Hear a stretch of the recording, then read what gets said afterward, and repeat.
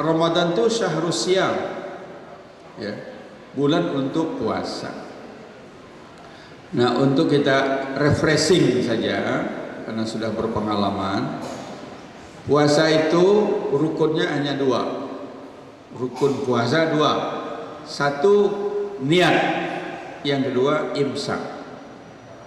Niat itu al-qasdu fil qalbi, kesadaran yang ada dalam hati untuk melakukan sesuatu, itu namanya niat. Al-qasdu fil qalbi. Sekarang saja saya yakin Bapak Ibu saudara-saudari semua sudah berniat untuk puasa. Tanggal 17 saya akan puasa, itu sudah ada. Sehingga tidak perlu diucapkan, enggak perlu dilafadzkan. Cukup dalam hati. Bisa berniat satu kali saja untuk 1 bulan. Tapi bisa juga berniat tiap malam. Yang penting untuk puasa wajib sebelum fajar kita sudah punya niat besok akan puasa. Untuk puasa sunnah boleh besoknya saja sampai sebelum zuhur. Jadi kalau mahasiswa udah sampai jam 10 belum dapat sarapan, udahlah puasa aja, boleh. Tapi kalau sudah sampai asar belum juga dapat sarapan, ya itu memang udah nasib. Nasib itu, tidak bisa puasa itu. Jadi kalau sebelum zuhur masih bisa niat puasa sunnah hari itu. Ya. Tapi kalau puasa wajib nggak bisa. Puasa wajib sebelum fajar sudah ada niat. Kalau kemudian di masjid-masjid kita temukan orang yang membaca niat, kan banyak juga ya. Nawaitu shauma ghadin an adai fardhi Ramadan imanan wa ihtisaban dan seterusnya itu. Itu budaya, itu budaya. Kalau tidak dikerjakan nggak apa-apa, puasanya tetap sah, karena itu hanya budaya, biar ramai-ramai, biar anak-anak senang. Ya. Kalau orang tua ikut-ikutan. Artinya apa? Jangan khawatir kalau belum membaca nawaitu puasanya nggak sah. Enggak, yang penting tidak. Ibu-ibu di rumah dia bangunkan anak, sahur, bangun anaknya, makan. Habis makan ibunya masih nanya, nak sudah niat belum? Lalu anaknya nanya, bu, kenapa ibu bangunkan aku malam-malam untuk makan sahur? Kenapa kita makan sahur? Karena besok mau puasa. Masih ibu nanya niat lagi. Udah bangun, udah makan sahur masih nanya niat. Tapi kalau satpam sedang ronda, kemudian jam 3 atau jam setengah 4 makan, boleh ditanya, mau puasa besok apa enggak? Belum tentu dia makan sahur, mungkin karena dia cuma lapar saja. Hati-hati orang tua, anak-anak sekarang cerdas, kritis, nggak mau asal ditanya-tanya, udah niat belum, udah niat belum. Nah yang kedua imsak.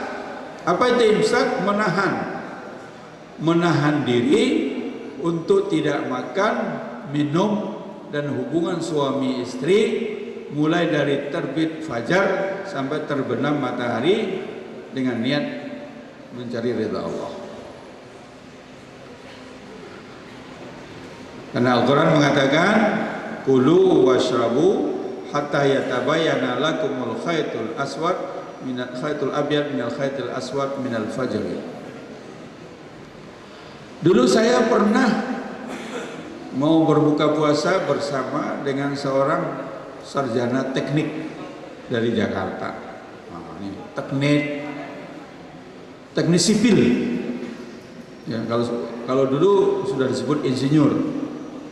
Sekarang ST. Kalau dulu ST itu sekolah teknik. Ya. 10 menit sebelum maghrib dia bilang, menurut guru saya di Jakarta, karena imsak itu 10 menit sebelum fajar, maka buka puasa boleh 10 menit sebelum maghrib. Guru dari mana itu? Saya kira dia bercanda, ternyata beneran. 10 menit sebelum maghrib minum dia. Salah berguru. Hati-hati, sekarang guru banyak tapi tidak ada ijazahnya, tidak jelas. Kalau orang melamar jadi guru TK, ditanya oleh yayasan ada ijazah apa? Jadi guru SD ditanya ijazah apa? Kan begitu. Tapi menjadi ustadz nggak ada ijazah, nggak ada, nggak ditanya ijazah, nggak ditanya sekolah, nggak ditanya, pokoknya asal bisa ngomong jadi ustadz. Itu kelebihan Indonesia. Semua orang bisa jadi ustadz, tapi hati-hati kalau ketemu ustadz seperti itu yang tidak pernah belajar, mungkin nggak pernah belajar usul fikih, nggak pernah belajar fikih, tapi pakai akal saja. Karena sahur sebelum imsak 10 menit sebelum fajar, maka berbuka puasa juga 10 menit sebelum maghrib. Gimana kalau orang imsaknya 1 jam sebelum fajar? Apakah dia boleh juga berbuka 1 jam sebelum maghrib?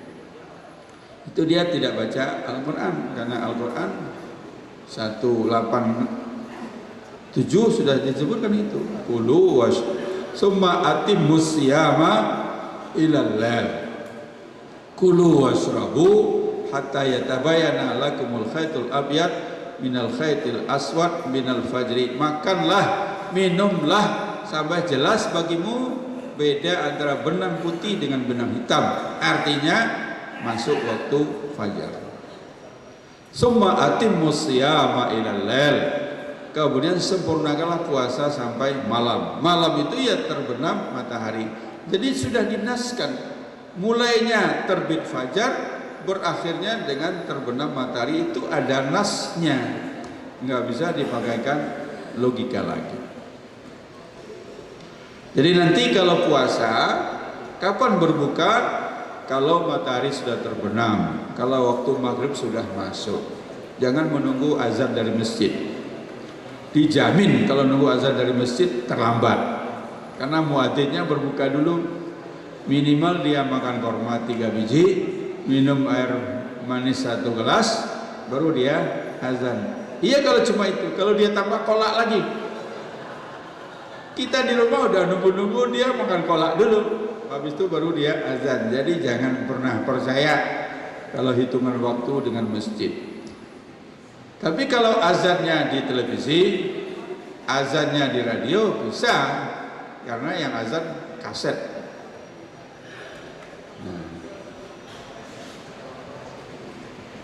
Sunnahnya pertama makan sahur. Sahur itu artinya begadang, bangun malam hari begadang, itu sahur.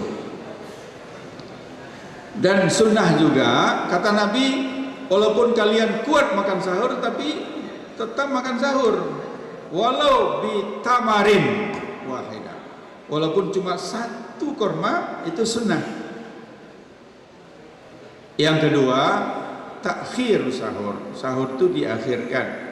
Jangan jam 2 atau jam setengah 3, tapi menjelang subuh. Sehingga Nabi kalau selesai sahur, Nabi baca Quran kira-kira 50 ayat. Nah itulah oleh para ulama diperkirakan baca Quran Nabi 50 ayat itu sekitar 10 menit. Kalau kita yang baca 50 ayat itu sudah lebih 10 menit itu. Tapi kalau Nabi diperkirakan saja 10 menit, maka diambillah waktu jaga-jaga atau waktu ihtiyat itu 10 menit, yang kalau di Jogja disebut dengan imsak. Jadi saya pertama kali ke Jogja kaget saya, kok ada yang teriak-teriak di mic, imsak, imsak. Rupanya itu batas. Kalau di kampung saya cukup pukul beduk aja, atau di kota bunyi sirine, itu tanda imsak. Kalau di Jogja lebih kreatif, pakai seni mulut, ya, imsak. Nanti lagunya lain lagi imsak. Nah itu artinya lampu kuning, baru lampu kuning, belum lampu merah. Jadi kalau kita bawa mobil sampai di traffic light kuning, apa yang kita lakukan? ngebut, tancap gas, mumpung masih kuning, ngebut, gitu. Jadi kalau kita sedang makan sahur, kedengaran imsak, maka makannya dipercepat. Waktu masih ada, tapi dipercepat. Nah, kalau sudah selesai, ya sudah berhenti. Jadi imsak itu baru lampu kuning. Tidak wajib langsung berhenti.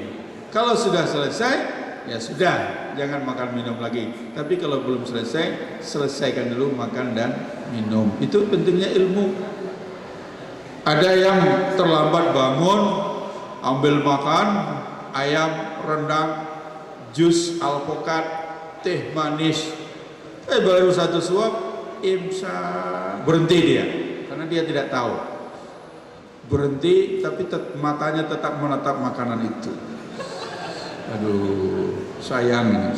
Nah, itu rugi orang tidak punya ilmu. Orang nggak punya ilmu itu rugi. Harusnya tetap saja makan, karena kalau dia pakai dari 10 menit itu dia pakai 7 menit, insya Allah ayam 1/4 itu habis itu. Orang Indonesia paling-paling makan ayam kan paling banyak 1/4. Kalau orang Arab diketawain kalau makan ayam 1/4. Saya 4 tahun di Arab Saudi, kalau masuk restoran kita bilang rajat rubuk, ketawa dia.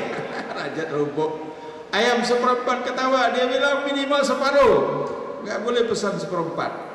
Nus, alal akal nus, ayam separuh. Nah, kami sudah biasa. Jadi saya kalau dengan teman-teman hari Jumat pagi-pagi main sepak bola, habis sepak bola kita masak, itu hanya untuk beberapa orang, beli ayamnya bisa 6-7 ekor. Jadi saya 4 tahun pemakan ayam. Pas libur pulang dibawa oleh kakak saya, Mbak Ayu saya, pertama ke rumah temannya, dihidangi makan siang. Ayam 1 piring saya habiskan. Ada ayam goreng 1 piring saya habiskan semua.